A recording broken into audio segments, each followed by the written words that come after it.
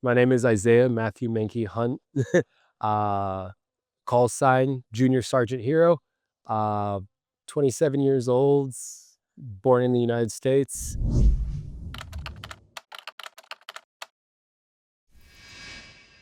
I've a little bit about myself. I've been in the military since I was 17 years old in the United States military.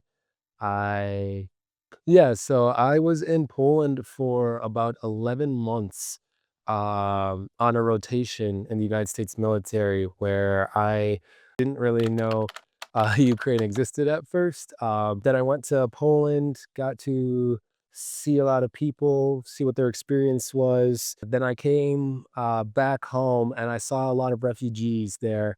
And one of my other refugees, I still remember her name. Her name was Oya. She was talking to me about like what happened to her father and her brother and how they tragically passed and whatnot. And that's when I just kind of knew. I was like, all right, well, this is the sign that I need to go help out. Then like you hear these people's story and everybody has their like own reason for wanting to help Ukraine. Everybody has their own personality. The training was, I would say it was pretty simple. And I guess for me, I should say it's simple. It was very good training. It taught them the basics. In fact, I mean, to be fair, I've been to like two basic trainings my whole life already. So this was my third basic training. Uh, that was a lot of people, the gear that they were issued from their units. I always tell people, go to your basic training with the gear that's issued to your units and find out what you like and what you don't like.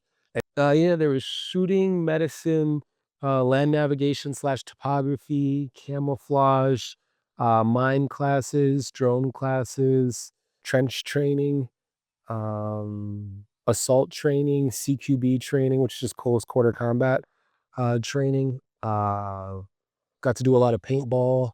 Uh, got to be at the range a lot of the days to shoot some targets. We got to simulate shooting at a drone as well. I mean, like we have live rounds and we were shooting at the drone, but it had like bottles attached to it because it's training equipment. You don't want to actually hit the drone, but it's a very good simulation of like when a drone's moving around and yeah. I would say I feel like it's cheating for me to say medicine because I am a medic, but I would say probably TAC Med was my favorite. If I couldn't choose that and I couldn't be biased, I would probably say I'd probably say topography. So physically, I mean, like it doesn't matter how fit you are. I always say you can be more fit. Emotionally, I would say it's always gonna be like, I would say you're crazy to say that it wouldn't affect you 100%. You gotta trust everybody that's around you, and when you're having a bad day, um, you gotta be able to be close with your friends and your battle buddies to the left and your right because, they're gonna be the ones that pick you up on the battlefield, and they're also gonna be the ones to pick you up when you're not on the battlefields. I would probably say this is one of the most, like, terrifying wars. Like I've been in little conflicts here in Iraq and Syria. And like I never had that feeling of like, oh shit, this might be the end. You should always have training, whether you have 10 years, 5 years, 3 years of military experience. The things I enjoyed was probably the shooting. I think I got to do a lot more shooting here in Ukraine than I ever did in basic training in the US Army. Um, like the shooting with live rounds. The paintball was also cool. We didn't really get to do paintball in the US military. The things that I didn't like about it was definitely the food.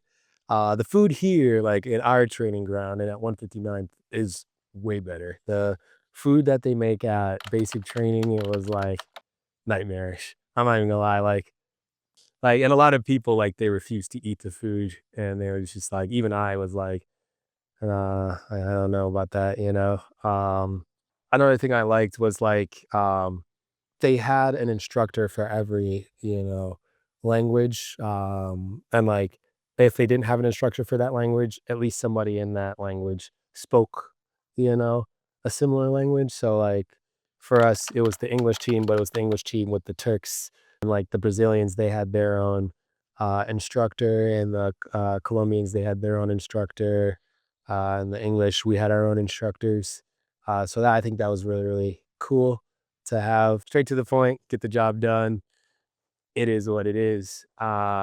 So one thing I would definitely say that needs to be improved upon at the basic training, I would say probably the implementation of allowing soldiers to have just like a little bit more one-on-one time with like instructors if they needed the extra help to, like, help them catch up.